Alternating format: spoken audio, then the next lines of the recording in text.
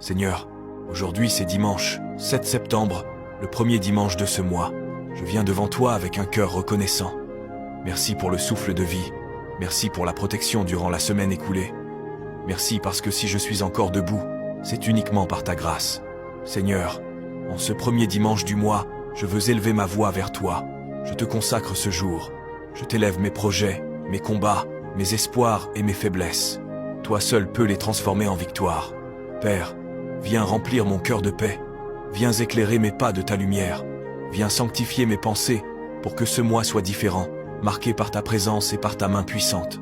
Aujourd'hui, Seigneur, je refuse la peur, le doute et la confusion. Je choisis la foi, la louange et la confiance. Je crois que ce premier dimanche porte en lui une nouvelle saison, une nouvelle grâce, une nouvelle opportunité que tu m'accordes. Seigneur, bénis ma famille, bénis mes amis, bénis tous ceux que tu places sur mon chemin. Étends ta protection sur nos vies, et que ce dimanche soit un commencement de bénédictions qui se poursuivront tout au long du mois. Dans le nom glorieux de Jésus-Christ, j'ai prié. Amen. Non seulement tu es papa, mais tu es aussi le divin berger qui prend soin de ses brebis. Chaque jour, individuellement, tu prends soin de nos vies. Te bénissons, Seigneur, parce que sans toi, nous sommes perdus. Mais avec toi, nous pouvons faire de grandes choses.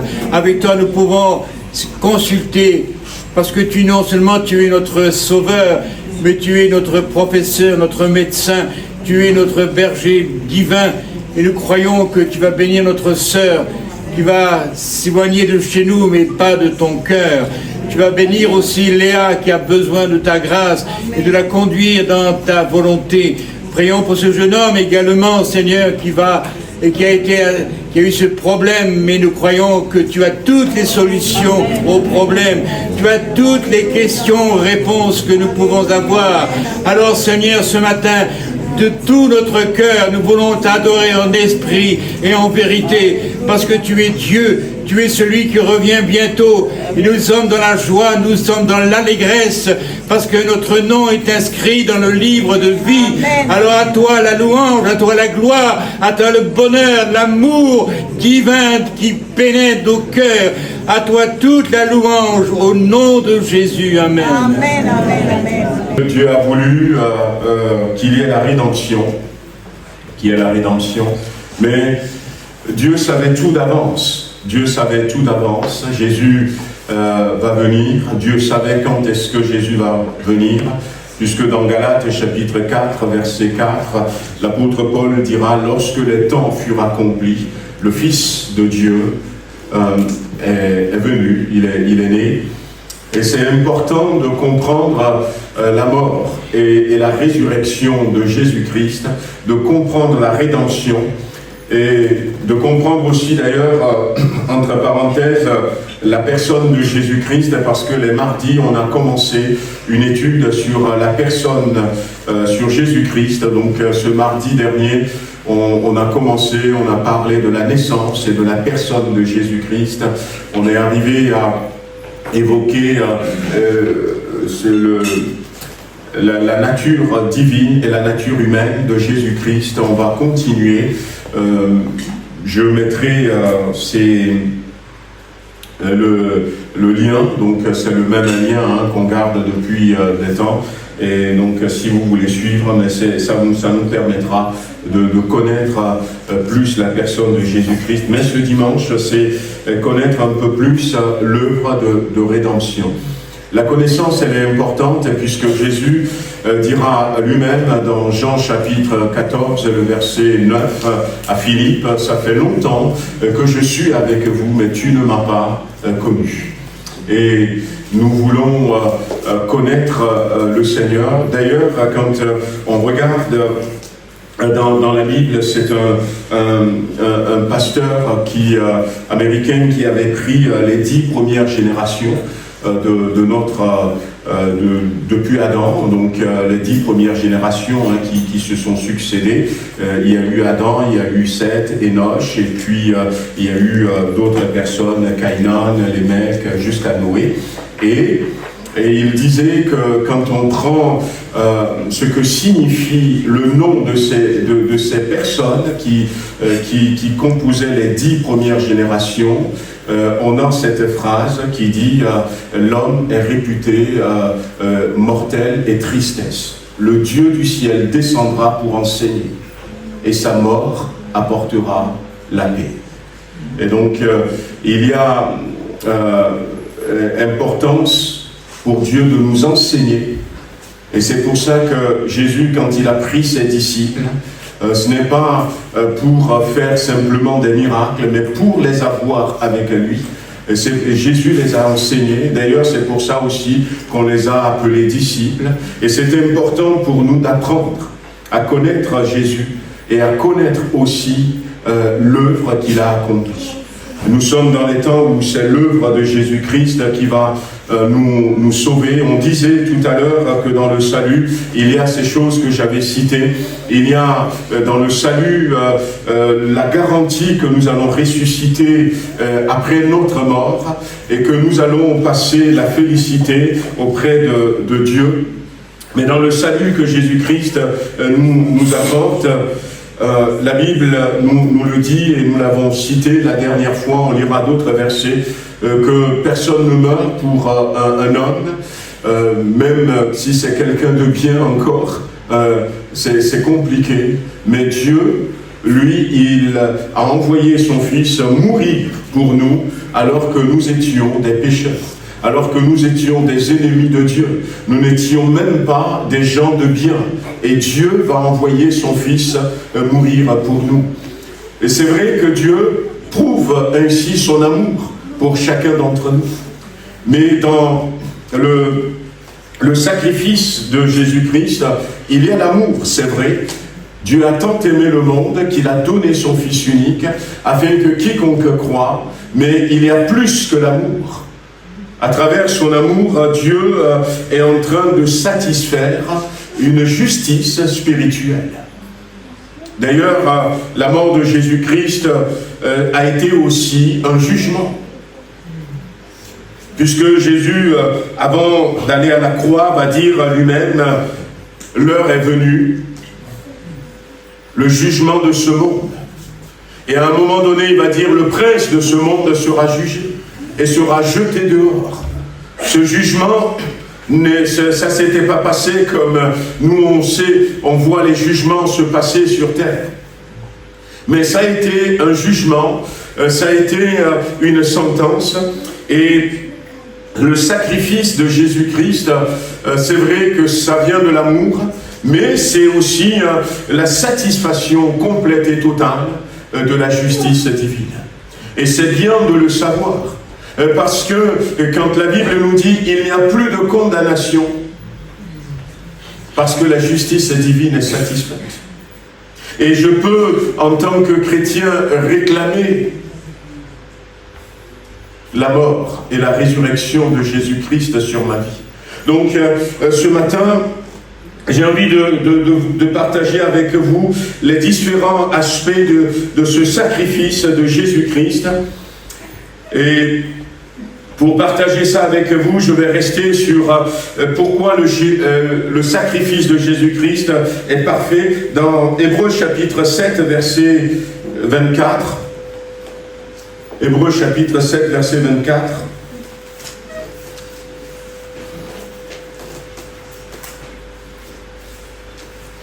Jésus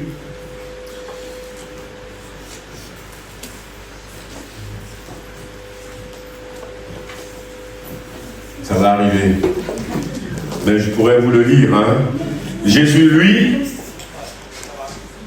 parce qu'il demeure éternellement, possède le sacerdoce perpétuel. Voilà pourquoi il est en mesure de sauver parfaitement ceux qui s'approchent de Dieu par lui, puisqu'il est toujours vivant pour intercéder en leur faveur auprès de Dieu. Et le mot sur lequel j'aimerais que nous puissions nous arrêter, c'est parfaitement, parfait. Il y a beaucoup de religions dans le monde, il y a des idéologies dans le monde, mais le sacrifice de Jésus-Christ est le sacrifice parfait. est le sacrifice qui apporte un salut parfait. Et ce dont nous avons besoin, c'est ce sacrifice parfait, et c'est ce salut parfait. Ce salut dont on parle et dont on va parler encore. Et Jésus est toujours vivant. Il demeure éternellement. Et là, ça fait partie de sa nature divine. C'est un peu ce que nous voyons les mardis. Il possède le sacerdoce perpétuel. Et son sacerdoce n'est pas comme le sacerdoce d'Aaron, le sacerdoce lévitique, qui se transmet de personne en personne et qui s'est arrêté.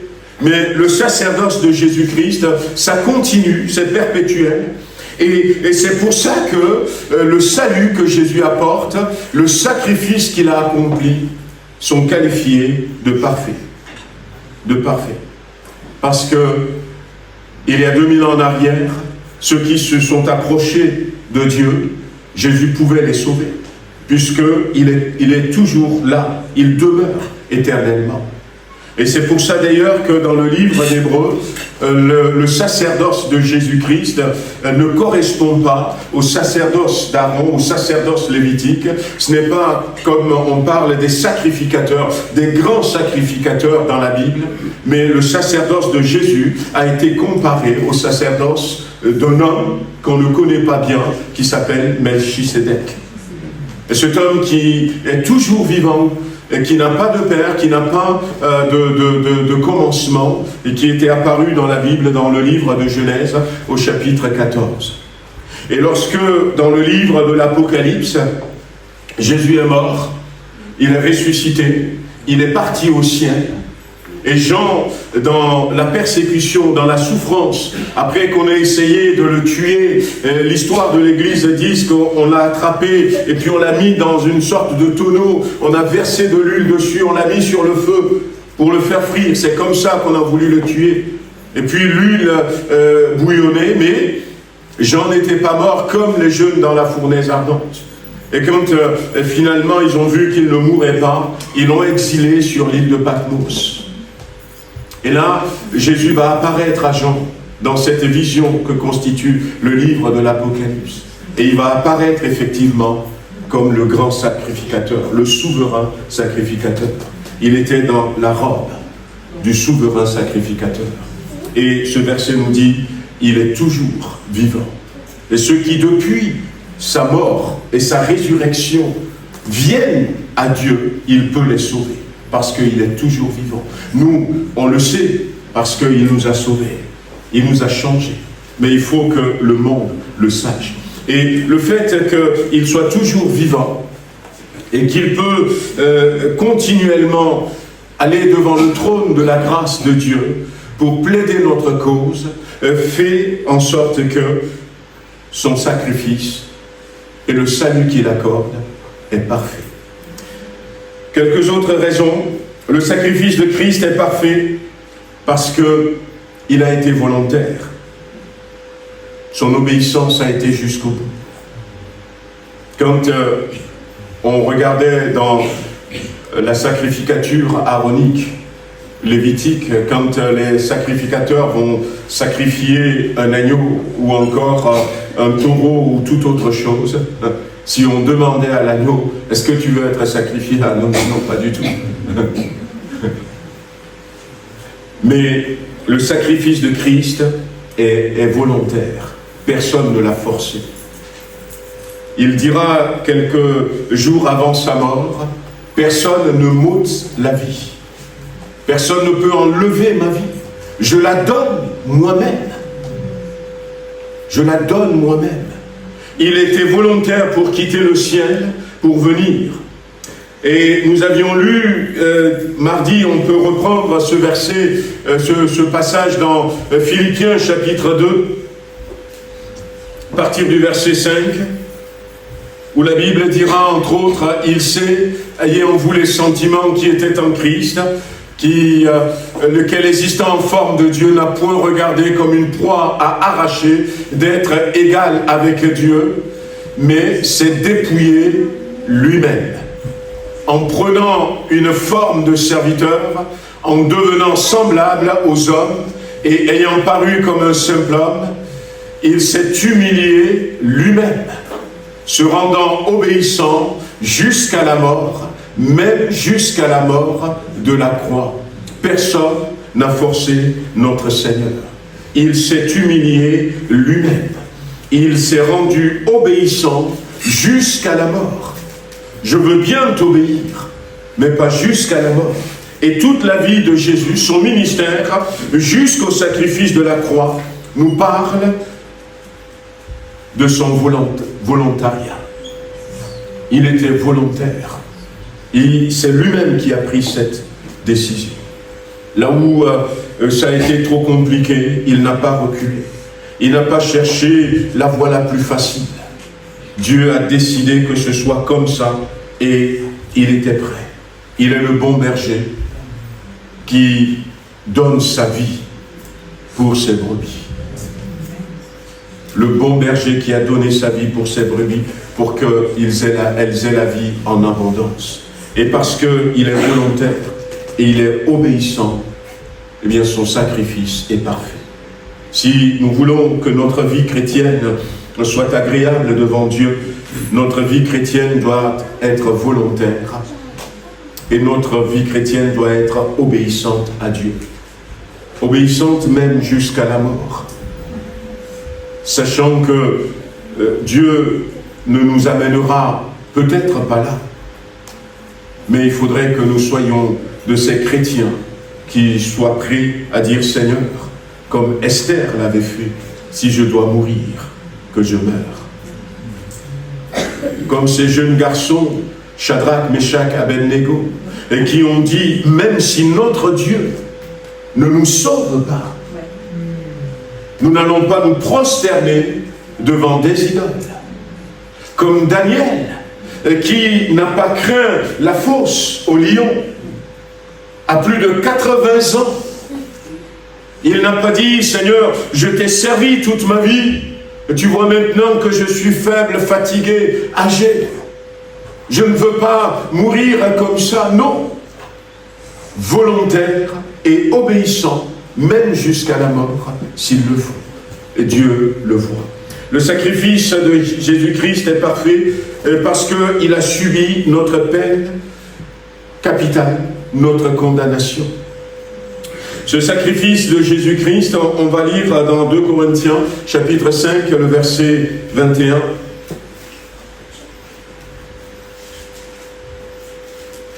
Celui qui n'a point connu le péché, il l'a fait devenir un péché pour nous, afin que nous devenions en lui justice de Dieu. Jésus a subi notre peine. Il l'a fait devenir un péché à cause de nous. Est-ce que tu imaginez celui-là même qui était saint, qui était dans la pureté, qui était dans la sainteté? Imaginez celui-là qui, la Bible dit que toutes choses ont été créées par lui et pour lui. Nous disions la dernière fois que Jésus s'est humilié lui-même parce qu'il avait accepté désormais de dépendre du Père. La Bible dit que rien de ce qui a été créé n'a été créé sans lui. Au commencement était la parole. La parole dit et puis les choses s'accomplissaient. Il nous l'a démontré un peu dans son ministère lorsqu'il va se lever et va dire « Je le veux, sois pur ». Et la lèpre disparaît, Lazare sort. Mais il avait accepté de devenir péché à cause de nous. Pourquoi? Parce qu'il y a l'amour, comme je dis, mais aussi il y a la justice divine. Et c'est pour ça que dans ce verset, en lui, nous devenons justice de Dieu. Parce que jusque-là, nous sommes péchés aux yeux de Dieu. Et imaginez les peines qui pèsent sur toutes les consciences du monde. Le péché du monde entier, il a pris ça sur lui, Jésus-Christ. Notre salut, notre délivrance n'ont été effectués que grâce à la malédiction qui a été prononcée sur le Fils de Dieu. La Bible dit, Christ nous a rachetés de la malédiction de la loi, étant devenu malédiction pour nous. Vous imaginez la scène, cet homme qui a créé toutes choses est devenu malédiction à cause de nous. Et la Bible dit, parce qu'il est écrit, maudit soit quiconque est pendu au bois. Et lui, il a accepté. Le sacrifice de Jésus-Christ est parfait parce que il est le substitut qui s'est offert à notre place. Et là encore, la Bible va nous dire dans Hébreux chapitre 9, verset 22, on peut prendre plutôt ça. Hébreux chapitre 9, verset 22. Et presque tout d'après la loi est purifié avec du sang, et sans effusion du sang, il n'y a pas de pardon. Donc, il est le substitut parfait qui s'est offert. Sans verser du sang, il n'y a pas de pardon. Et c'est pour ça que dans l'ancienne alliance, on tuait l'agneau, on tuait la bête de sacrifice, et on recueillait le sang dans une coupe, et ce sang va être aspergé devant Dieu, parce que sans le sang, il n'y a pas de pardon de péché. Christ a souffert, il est mort à la place de chacun d'entre nous. C'est vrai, il a été fait péché, il a été fait malédiction. On ne le voit peut-être pas, mais c'est bien de le comprendre pour que nous, le péché, la malédiction, ne règne plus sur nous. Quand on est chrétien, Balaam avait voulu maudire le peuple d'Israël. Et Balaam finalement va dire, dans Nombre chapitre 22, « Je ne peux pas maudire. Dieu a béni, je ne peux pas maudire. » Mais nous, des fois, on est chrétiens, et puis c'est nous-mêmes qui disons « Je suis maudit ». Et c'est pas vrai si je suis chrétien.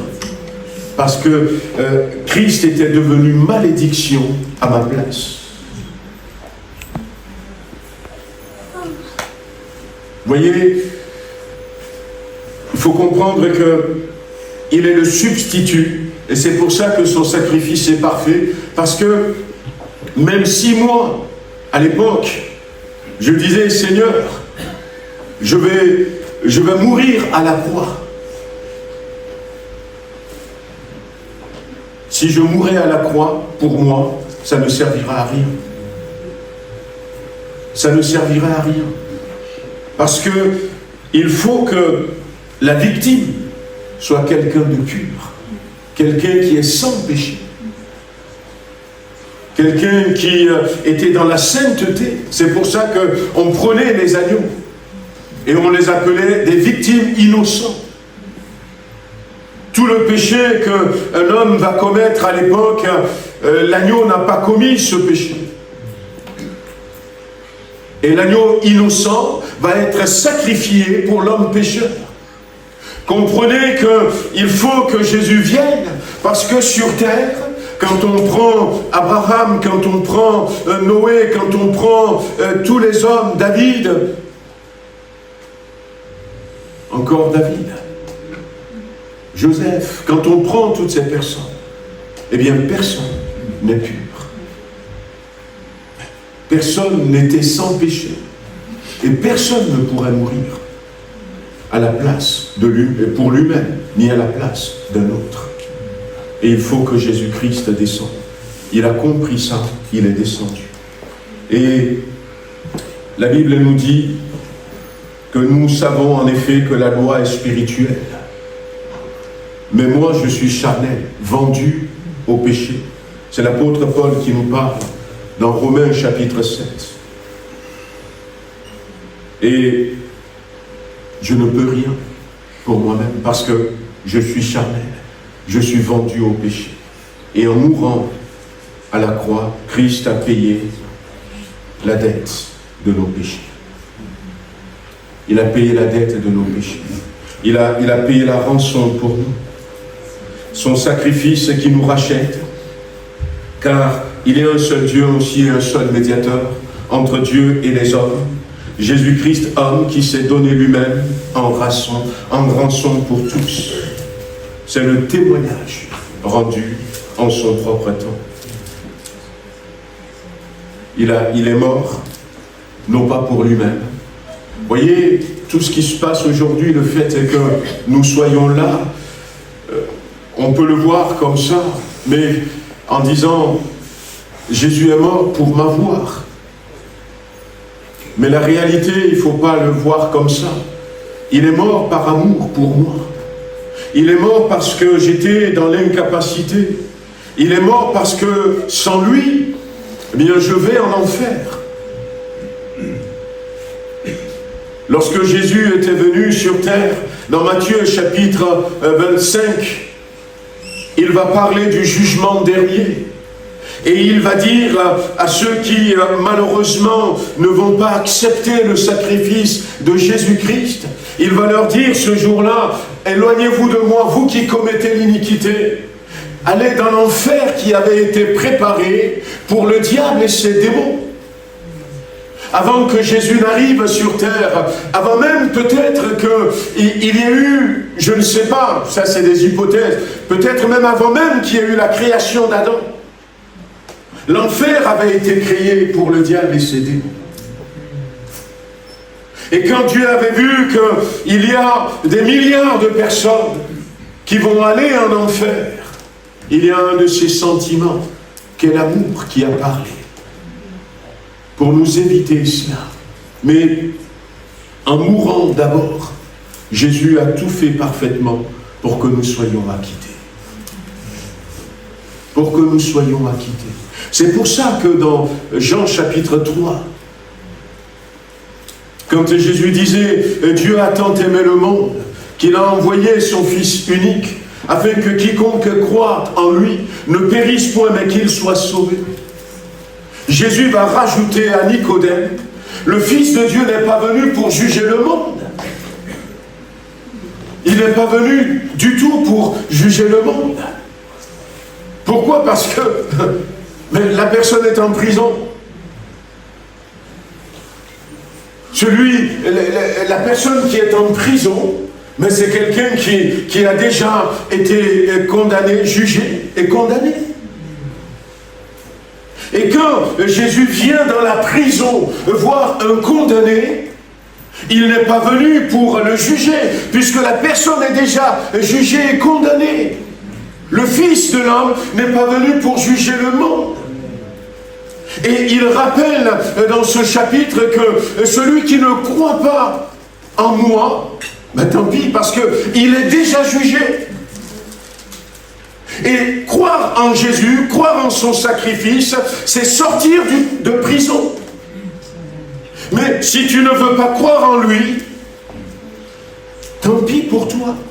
Parce que tu es en prison, tu es déjà condamné. Et c'est pour ça que le salut, pour nous, c'est notre porte de sortie. C'est pour ça que nous ne devons pas prendre le salut à la légère. Et c'est pour ça que nous devons nous attacher au salut. Parce que nous avons été condamnés déjà. Et voyez, par exemple, quand j'avais été aumônier de prison au Puy-en-Velay, pour moi à l'époque c'était une prison. Et puis on va nous briefer, on va nous enseigner un peu, et puis je vais comprendre que en fait la prison du Puy-en-Velay c'est une maison d'arrêt. Alors c'est quoi une maison d'arrêt? Eh bien c'est comme une prison. Mais dans cette prison où on met des gens qui sont peut-être en fin de peine ou qui sont au début de peine. Par exemple, on t'a condamné, je ne sais pas, à 20 ans de réclusion criminelle. en attendant de t'envoyer dans un central, là où tu vas purger tes peines, en attendant, on te met dans une maison d'arrêt. Et puis à un moment donné, peut-être après quelques mois, après peut-être un an ou deux, on va te transférer dans la centrale même. Et voyez, donc j'avais compris ça. Et je me suis dit, pour l'instant, eh bien, on est comme dans une maison d'arrêt. Et le transfert se fera à un moment donné. Et on va aller, et pour ceux qui ont refusé Jésus-Christ, pour ceux qui n'ont pas le salut en Jésus-Christ, finalement ils vont être transférés, parce que dans cette maison d'arrêt où on se trouve, Jésus est venu. Et il est venu pour dire quoi? Pour dire, voyez, cet homme, il est condamné parce qu'il avait commis des crimes. Il a volé de l'argent, il a abusé des gens, il a fait ça. Moi je viens, la condamnation c'est la mort. Mais alors que j'étais encore dans la maison d'arrêt, avant même que, eh bien, on me transfère là où la mort va être appliquée, il y a cet homme qui est venu, qui va dire, je veux prendre sa place. Je veux prendre sa place. Et il avait la capacité de prendre ma place. Et il ne veut pas diminuer la peine. La mort, j'accepte la mort. J'accepte la mort pour le lot. J'accepte la mort pour chacun de tous ceux qui sont dans cette maison d'arrêt. Et puis, si moi je dis non, je ne veux pas de toi, ben je reste. Je reste dans la maison d'arrêt. Et il n'y a que lui seul qui a été capable de faire ça. C'est ça la différence entre Jésus et tous les autres chefs religieux. Le sacrifice de Jésus-Christ qu'il a accompli est parfait parce que il a été une victime expiatoire, propitiatoire. Voyez, l'expiation, c'est purger sa peine. La rédemption, c'est la libération. L'expiation, c'est le moyen. Et la rédemption, c'est le but. Le sacrifice de Jésus-Christ, eh bien, la propitiation, voyez, ce qui se passait à l'époque de l'Ancienne Alliance, il y avait le propitiatoire. C'est une couvercle. Et pour que quelqu'un soit momentanément déclaré juste dans l'Ancienne Alliance, il faut que le souverain sacrificateur rentre dans le lieu très saint et qu'il répande le sang de la victime sur le propitiatoire pour montrer que la personne, eh bien, a purgé sa peine. Voici du sang. La personne qui est condamnée à mort. C'est pour ça aussi que quelque temps après sa résurrection, Jésus est parti. Ça n'a pas duré longtemps. Il est parti. Combien de jours après, il est parti. On sait que entre la résurrection de Jésus et la descente du Saint-Esprit, il s'est passé 50 jours. Et Jésus ressuscité est resté pendant un temps avec ses disciples. Devant le tombeau, Marie Magdeleine, quand elle avait reconnu le Seigneur, quelle joie! Elle veut le prendre dans ses bras, et le Seigneur lui dit, ne me touche pas, parce qu'il faut que je me présente d'abord devant mon Père, qui est aussi votre Père. Il faudrait que le sang soit répandu sur le propitiatoire. Il faut que Jésus aille, non pas dans le tabernacle construit par la Médone, mais le tabernacle qui est dans le ciel, pour montrer que ça y est, les hommes sont désormais sauvés. Voici mon sang. Il avait fait la propitiation. Propitiatoire parce que c'est le moyen par lequel Dieu devient propice à celui qui était pécheur, à celle qui était pécheresse. Dieu à nouveau est propice. Dieu à nouveau est accessible. Et c'est aussi pour ça que le voile du temple s'est déchiré. Jésus-Christ a été notre sacrifice propitiatoire. La Bible nous dit dans 1 Jean chapitre 2, 1 Jean chapitre 2, verset 2, 1 Jean chapitre 2, verset 2, il est lui-même une victime expiatoire pour notre péché, pour nos péchés, non seulement pour les nôtres, mais aussi pour ceux du monde entier. Et puis, dans le même livre, au chapitre 4, verset 10, cet amour consiste non point en ce que nous avons aimé Dieu, mais en ce qu'il nous a aimés et a envoyé son Fils comme victime expiatoire pour nos péchés. Pour nos péchés. On va peut-être terminer ce matin. Pourquoi est-ce que le sacrifice de Jésus-Christ était parfait? Mais c'est aussi parce que, on l'a lu tout à l'heure, on n'est pas allé jusque-là dans Éphésiens chapitre 2, il a renversé le mur. Et la Bible dit, vous avez été rapprochés par le sang de Christ, car il est notre paix. Et des deux, il en a fait qu'un. Il y avait de l'inimitié, il y avait une séparation entre nous et Dieu. Et il a renversé le mur. Il a ôté la barrière qui nous séparait de Dieu et a rétabli la paix. A rétabli la paix. Comme je disais tout à l'heure que ce pasteur avait dit, l'homme est réputé mortel et tristesse. Mais le Dieu béni descendra du ciel et l'enseignera. Sa mort lui apportera la paix. Voyez, il a rétabli la paix entre nous et Dieu. Quand je vais me pointer, et c'est pour ça que Jésus nous dit, priez en mon nom, demandez en mon nom. Tout ce que vous demanderez en mon nom, mon Père va vous la donner. Parce que quand je viens devant le trône, je ne viens pas en mon nom. Même si j'essaye, même si j'ai fait des efforts. Mais je viens au nom de Jésus-Christ. Celui qui m'a réconcilié avec Dieu.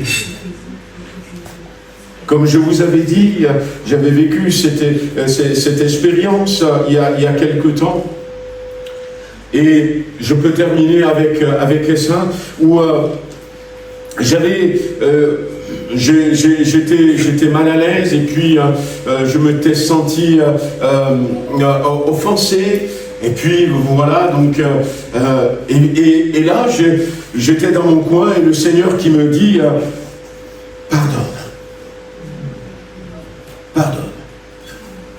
pardonne à cette personne qui t'a offensé. Et au début je voulais pas parce que oui, et puis finalement le Seigneur m'a amené à pardonner. Il a repoussé mes arguments, hein, et j'avais des arguments, mais il les a repoussés. Et puis finalement, il m'a amené à pardonner. Et après que j'ai pardonné, sans attendre 2-3 minutes, le Seigneur me dit, va voir la personne que tu as pardonnée. Ah ben je dis, ah ça non, quand même. Comment ça? Et puis, Dieu, il fait de l'humour. Il me dit, ah, est-ce qu'il y a un problème entre toi et cette personne? Parce que tu viens de lui pardonner. Est-ce qu'il y a encore un problème? Pourquoi tu n'as pas envie d'aller voir cette personne? Ah ouais. Et puis finalement, j'étais parti voir cette personne. Et il a fait la paix. par son sacrifice. Il a fait la paix. Et même si c'est cette personne qui était venue me voir en premier, je n'ai pas le droit de lui parler méchamment, puisque par le pardon, la paix est venue entre nous. Et c'est ce que des fois nous ne comprenons pas. Nous pouvons aller devant Dieu, parce que Christ a fait la paix. Il a fait la paix pour nous. Le sacrifice de Jésus-Christ est efficace, parfait, parce que c'est le but que Dieu s'était assigné. Jésus étant vraiment homme, va mourir comme un homme. Jésus, en tant que Dieu, va offrir sa vie. Jésus, étant saint, ne méritant pas lui-même ce châtiment, va devenir un pécheur. Mais à travers la mort, c'est le Père. On termine avec ce verset qui nous dit, lui, en parlant de Dieu lui-même, dans Romains chapitre 8, verset 32, lui qui n'a point épargné son propre Fils, mais qui l'a livré pour nous tous, comment ne nous donnera-t-il pas aussi toutes choses avec lui? Un sacrifice parfait pour un salut parfait. Et ce qui est parfait, c'est ce qui n'a pas besoin qu'on ajoute quelque chose. C'est pour ça, frères et sœurs, nous devons faire attention à ces idées qui peuvent sembler spirituelles et qui nous font croire que la croix n'est pas suffisante, que le salut n'est pas suffisant, qu'il faut faire certaines choses pour que finalement ça marche pour nous. Non, le sacrifice de Christ est parfait. Le salut que Jésus donne est parfait. Et ce qu'il nous faut, c'est accepter ce salut. C'est rester dans ce salut. C'est continuer de marcher dans ce salut. C'est faire en sorte que, comme dira l'apôtre Paul également dans Romains 13, croire que ce salut, l'accomplissement est plus proche de nous maintenant. Et garder ce salut pour que personne ne vienne avec des idées distordues, des idées qui peuvent sembler être une vérité pour nous voler le prix de notre vocation céleste. Nous devons veiller à cela. Le salut de Christ est parfait. Le salut de Christ est suffisant. Le salut de Christ est ce dont nous avons besoin. Et nous devons travailler à rester dans ce salut. Et en restant dans ce salut, nous sommes agréables au Père. Nous sommes agréables au Père. Voyez, comment ne nous donnera-t-il pas aussi toutes choses avec lui? Et quand je demande quelque chose à Dieu, je m'attends à le recevoir. Non pas parce que je mérite, mais parce que Jésus mérite. Et ma foi, c'est ça. Ma foi est basée sur l'œuvre de la croix. Je ne doute pas. Quand Pierre va dire « Ce que j'ai, je te le donne, au nom de Jésus-Christ de Nazareth, lève-toi et marche. » C'était... Il a prêché, c'est vrai, il a pris la parole, Pierre, mais c'était le tout premier miracle dans Actes chapitre 3. Mais c'était un homme qui, on l'a vu dans les évangiles, était instable. Il essaie de partir en premier, sanguin peut-être, mais il n'est pas quelqu'un d'endurant. Mais il avait la foi en Jésus. Il avait la foi en Jésus-Christ. On peut venir devant Dieu parce que Jésus-Christ a tout accompli.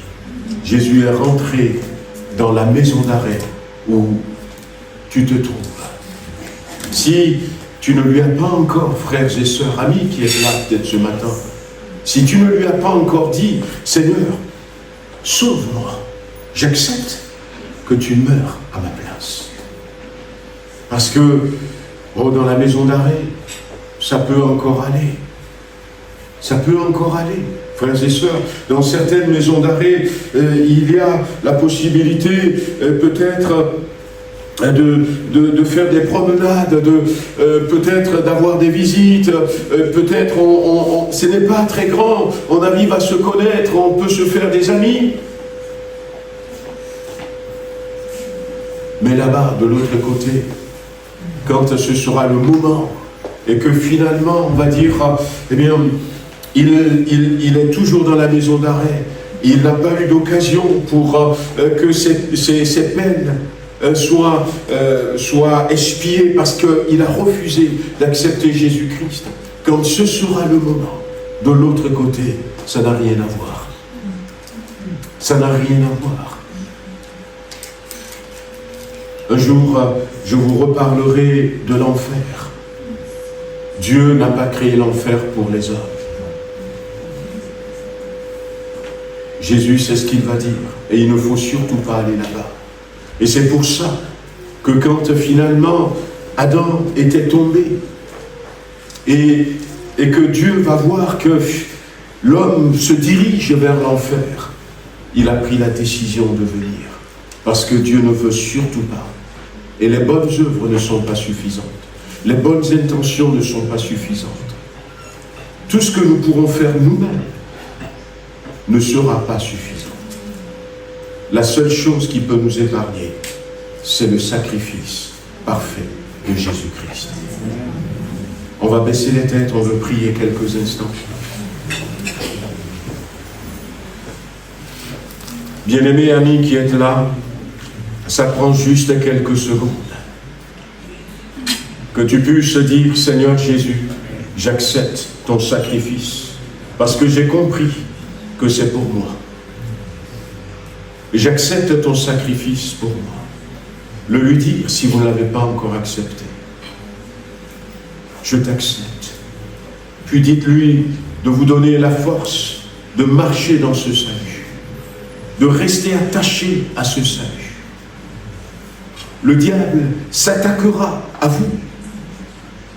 Parce que le diable, lui, il veut nous entraîner en enfer.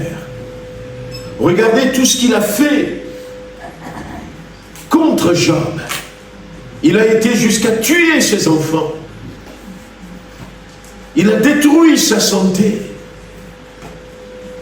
Sa femme, à un moment donné, était partie. Cet homme qui avait de la considération, qui avait de la valeur, va se retrouver sur un tas d'immondices. Va prendre des tessons pour se gratter le corps. Le diable est capable d'aller jusque-là parce qu'il veut nous empêcher d'aller dans la présence de Dieu.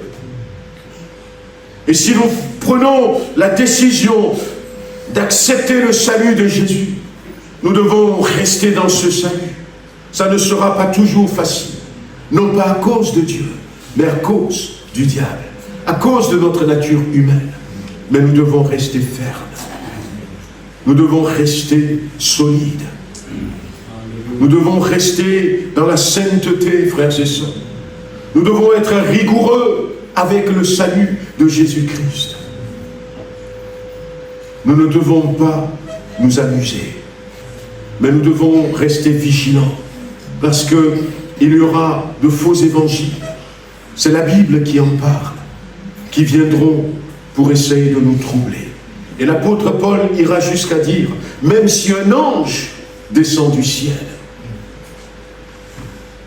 pour vous prêcher un autre évangile, ne l'acceptez pas. Et combien d'évangiles existent aujourd'hui sur terre qui ont été révélés par des anges? Il y a un verset de la Bible dit, même si les anges qui se tiennent devant Dieu ne sont pas purs à ses yeux.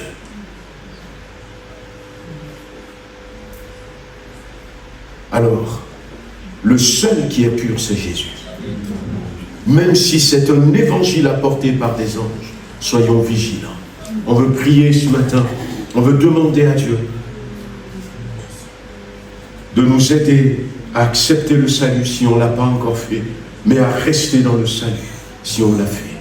Seigneur notre Dieu, tu entends la voix de chacun d'entre nous, une voix silencieuse peut-être, mais une voix peut-être aussi audible. Nous avons compris ce matin que tu es venu, tu as apporté un salut parfait pour chacun d'entre nous. Seigneur, il y a encore des choses à découvrir concernant ce salut. Mais nous te demandons déjà de nous donner la capacité d'accepter ce salut. S'il y a quelqu'un au milieu de nous, Seigneur, qui a accepté ce salut, gloire à Dieu, il a fait le pas, Seigneur, que la joie soit dans le ciel, et que tes anges l'entourent, et l'encouragent, et l'aident dans cette nouvelle vie que cette personne va commencer. Seigneur, mais pour ceux qui l'ont déjà fait, nous te prions ce matin, que tu nous donnes la force de rester vigilant, de rester attentif, de rester fort, de rester dans la sainteté, attaché à ce salut. Donne-nous du discernement, de ne pas nous laisser entraîner loin du véritable salut que Christ nous a apporté. Je te prie ce matin pour nos enfants qui sont là et qui ont entendu ce message. Seigneur, il y a certains qui t'aiment déjà, peut-être d'autres qui n'ont pas encore très bien compris, mais que nos enfants viennent avec nous, comme a dit Moïse à Pharaon, et que nos épouses viennent avec nous, et que nos époux viennent avec nous, et que nos parents viennent avec nous, Seigneur, que personne ne soit en dehors de ce salut. Tous ceux qui nous sont importants, chers, qu'ils viennent avec nous. Et nous prions, Seigneur, qu'à partir de cette rentrée, où nous croyons que l'impossible est possible, à toi et à celui qui croit, nous croyons en Jésus-Christ. Nous voulons voir s'accomplir ce salut, non pas simplement pour nous, mais dans la vie de tous ceux qui nous sont importants et chers. Et même, Seigneur, dans le quartier où nous habitons, nous voulons voir le salut de Jésus-Christ toucher les bien-aimés. Dans les entreprises où nous travaillons, il y a des collègues que nous apprécions. Nous voulons que le salut de Jésus-Christ les touche. Nous voulons, Seigneur, que le salut de Jésus-Christ touche nos voisins. Et Seigneur, se répand dans ces quartiers, dans ces immeubles où nous habitons. Fais de nous, Seigneur, ces disciples qui portent la lumière de ton salut tout autour de nous. Parce que quel que soit le péché, le salut de Jésus-Christ est suffisant pour nous réconcilier avec Dieu. Et cela, nous le voulons pour tout le monde. Au nom puissant de Jésus-Christ. Amen. Amen. Amen. Que le Seigneur nous bénisse, nous raccompagne. Bonne semaine à tous. On se dit à mardi. Dimanche prochain, moi je serai à Roanne. J'allais dire Tarare, non, c'est Roanne. Je serai à Roanne. Il y aura le pasteur Rodolphe Auderbeck qui sera avec vous. Et que le Seigneur vous bénisse.